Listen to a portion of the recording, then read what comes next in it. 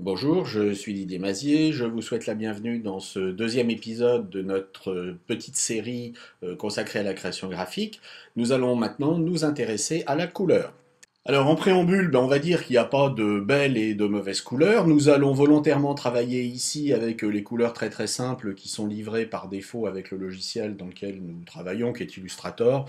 On pourrait faire exactement la même chose avec Word. Et puis, en préambule, ce que je voudrais dire, c'est que on va vous épargner le traditionnel laïus sur la roue des couleurs, les complémentaires, etc., qui ne présentent finalement pas tellement d'intérêt, et voir des cas pratiques d'application de la couleur en liaison avec la typographie et comment elle va impacter surtout l'image de marque du produit qu'on a, du produit ou de la société que l'on a à mettre en avant. Toujours en préambule, il faut bien reconnaître que la couleur est liée culturellement à notre histoire, à notre passé, et que si vous êtes chinois ou si vous êtes qatari, vous n'aurez pas forcément la même approche et vous ne serez pas forcément d'accord avec ce qui va suivre. Parce que les couleurs que je vais relier à des idées ou à des perceptions peuvent être éloignées en fonction de votre localisation géographique, en fonction de votre background culturel. Pour commencer, nous allons partir de la déclinaison médicaments, beauté, santé, bien-être de notre travail typographique précédent et attribuer des couleurs. Alors, on peut attribuer des couleurs qui sont traditionnellement des couleurs liées à l'univers dans lequel on travaille. Hein. Donc, on sait que dans la santé, vous allez aller sur un bleu ou vous pouvez aller également sur du vert. Vous pouvez également combiner les deux. Et vous voyez que ici, on a quelque chose qui fonctionne. Alors, ce qu'on ne va pas faire éventuellement, c'est utiliser des couleurs qui peuvent être violentes, considérées comme telles ici, mais qui peuvent être liées dans d'autres cultures au luxe. Prenons par exemple un rouge et un vert. On s'aperçoit que non seulement ces couleurs sont violentes, mais en plus sont extrêmement complémentaires. Et vous voyez que dans un univers ici, beauté, santé, etc., on a quelque chose qui est en complet décalage et qu'on est en train de ruiner tout le travail qu'on a fait au niveau de notre typographie. Par contre, si vous considérez ces mêmes couleurs et que vous les utilisez pour un univers de type pizzeria, vous voyez que ça va très bien fonctionner. Donc il n'y a pas de mauvaise couleur. Ici, on se rapproche du drapeau italien. Alors, on a quand même pris de précautions qui est de rajouter un petit clin d'œil en changeant la couleur au centre. Et puis, on n'a pas pris les rouges les plus violents, mais on les a atténués en choisissant des rouges qui sont quand même assez foncés et un vert qui est lui-même assez foncé.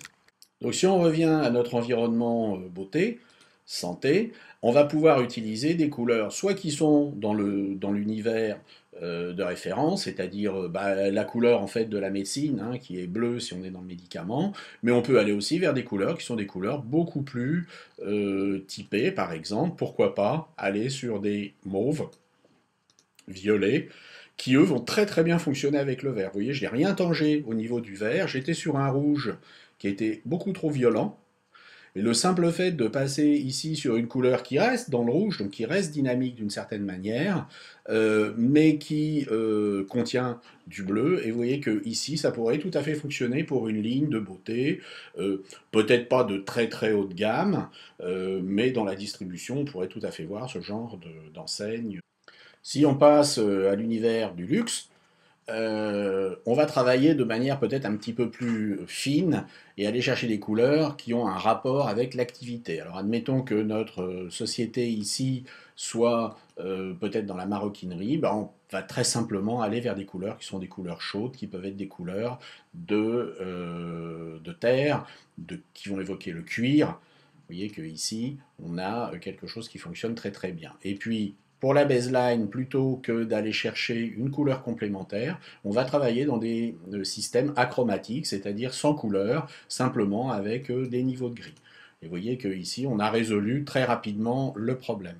Alors, on peut avoir ici quelque chose qui est considéré comme n'étant pas suffisamment impactant.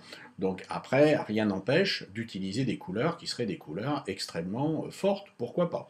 On a une telle neutralité par la typographie, par les blancs qui circulent, que même si on emploie une couleur, je dirais à la limite primaire comme un bleu, voyez que on aura quelque chose qui fonctionnera encore. Alors, n'exagérons pas, ce bleu est quand même très primaire, mais on peut très bien choisir, vous voyez, une couleur un petit peu plus foncée, et je dirais avec n'importe quel type de couleur, ça fonctionnera. Là, on peut essayer avec un vert. Bon, là, on est un petit peu trop clair. Voilà. Vous voyez, ici, on a quelque chose qui peut fonctionner très très bien. Alors évidemment, c'est à relier avec l'activité de l'entreprise. Dans, je ne sais pas, la maroquinerie, on ira plutôt, comme tout à l'heure, on l'a dit, vers du cuir, des couleurs cuir. Si on est vers le parfum, on peut aller vers des choses qui vont évoquer les fleurs, comme ce mauve, ou d'autres couleurs. Alors on évitera quand même des couleurs trop claquantes, entre guillemets, par exemple, on peut essayer cet orange. Et là, vous voyez qu'on est complètement décalé, que la notion de luxe, ben, on prend un coup.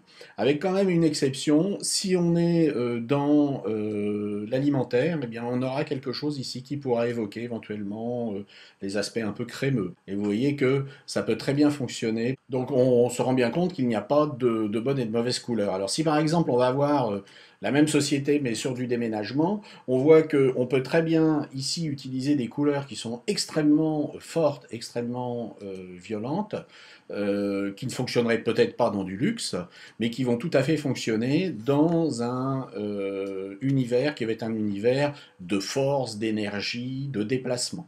La conclusion de tout ça, bah, c'est que vous voyez qu'avec un jeu de couleurs qui est extrêmement limité, on arrive à s'en sortir très très bien.